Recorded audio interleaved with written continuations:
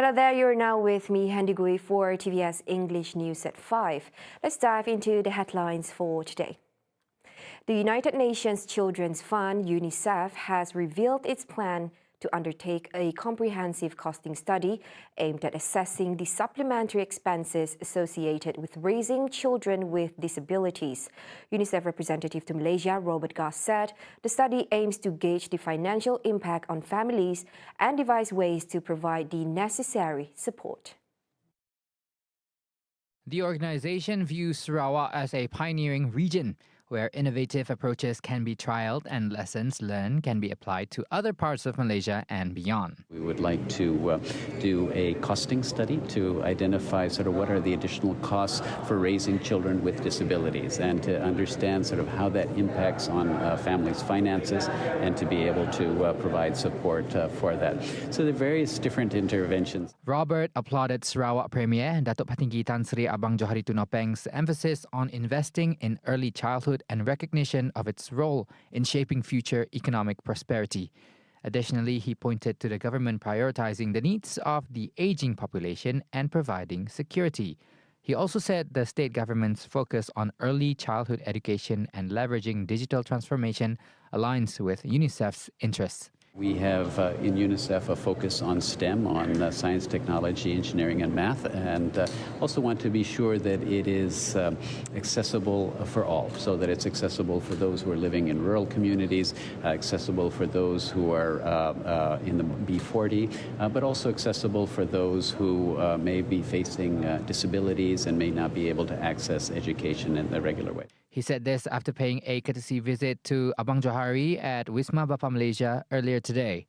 According to Robert, the collaboration between UNICEF and 5 different cities and municipalities in Sarawak for the Child Friendly Cities initiative is commendable.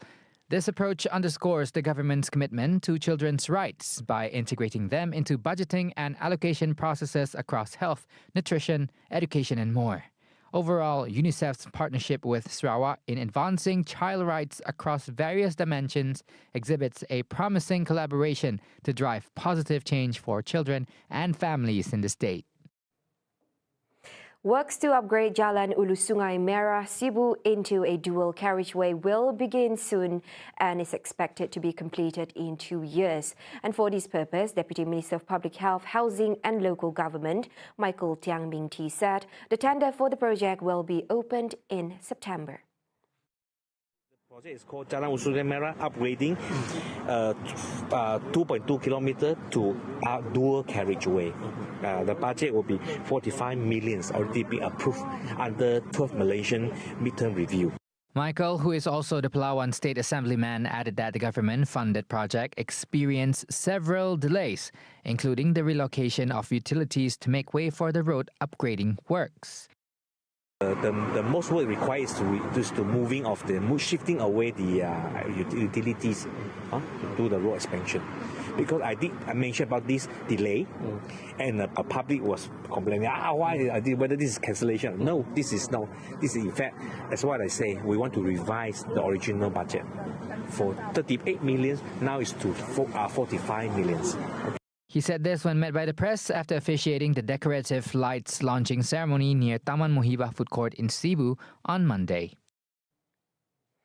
Now, the Progressive Democratic Party (PDP) and Parti Sarawak Bersatu (PSB) will continue organising activities with grassroots supporters in their areas.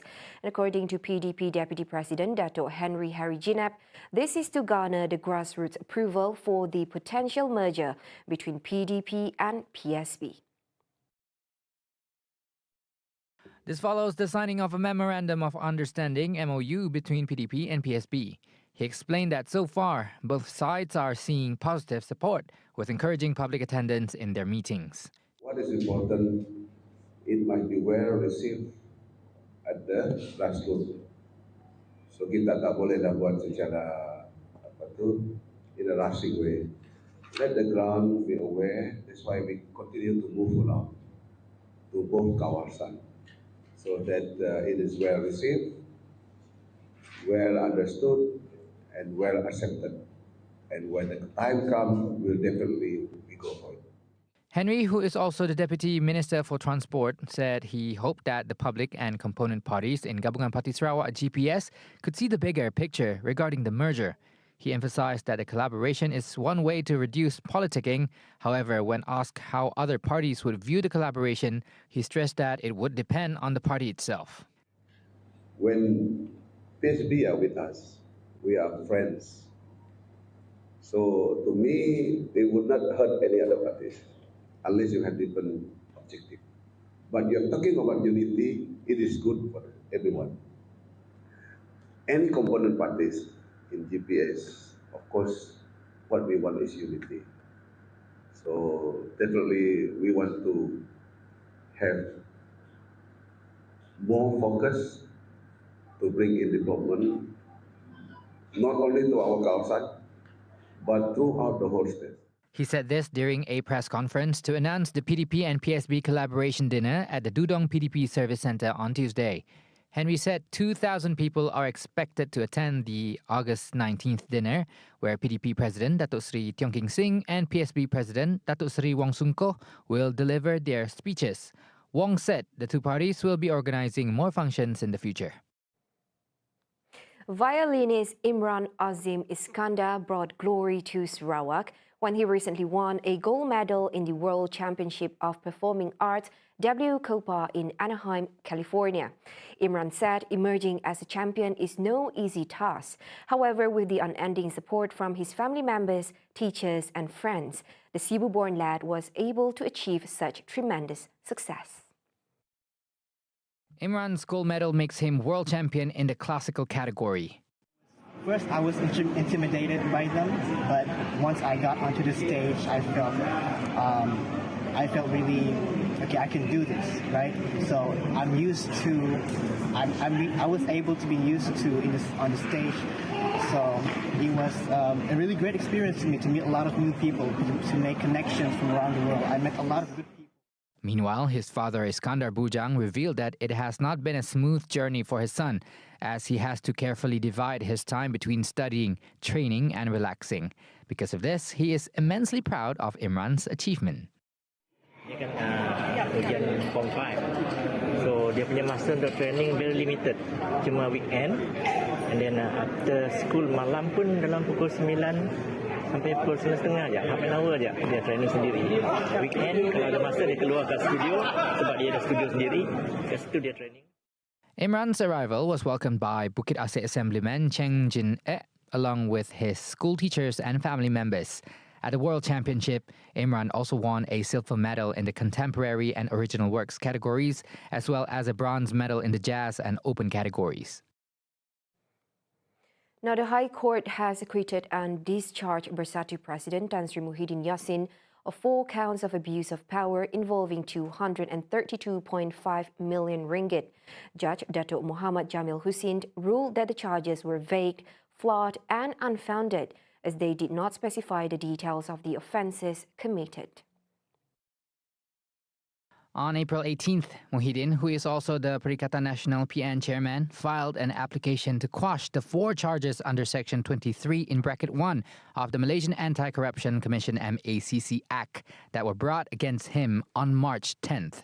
In his brief judgment, Judge Muhammad Jamil said the court has the power to set aside or cancel the charges and suspend the charges permanently.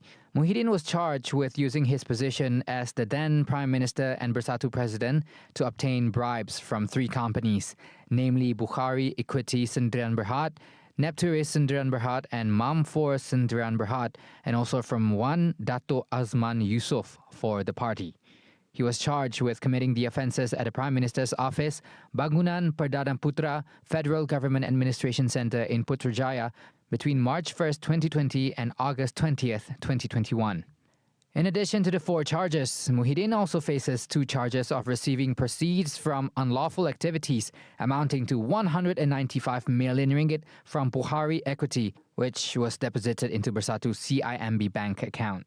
The offences were allegedly committed at CIMB Bank Menara Kuala Lumpur branch, Jalan Station Central between February 25th and July 16th, 2021, and between February 8th and July 8th, 2022. The Pago Member of Parliament was also charged in the Shah Alam Sessions Court on March 13th this year with receiving money from illegal activities amounting to 5 million ringgit.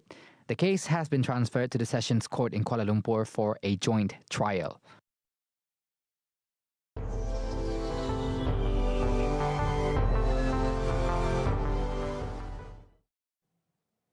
On to some global affairs.